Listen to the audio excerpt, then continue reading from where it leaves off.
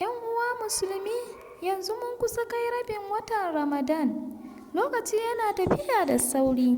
Ka tambayi kanka, shin ka canza? Shin ka ƙara kusanci da Allah? Ramadan ba wai yunwa da kishirwa ba ne. Ramadan wata ne na gyaran zuciya.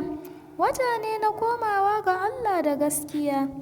Idan kwanaki sun wuce ba tare da ka karanta Alƙur'ani ba, idan har yanzu kana fushi, kana gulma, kana sakaci da sallah, to har yanzu dama tana nan. Allah mai rahama ne kuma yana son bayansa masu tuba.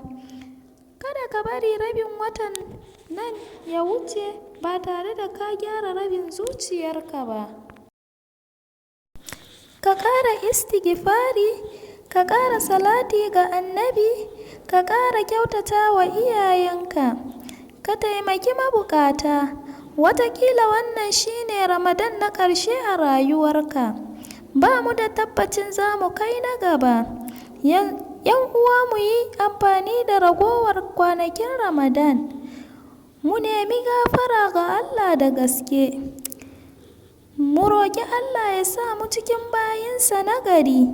Idan wannan saƙon ya amfane ka, ka danna subscribes domin ƙarin wa'azi masu amfani. Allah ya sa mu gama Ramadan cikin aminci.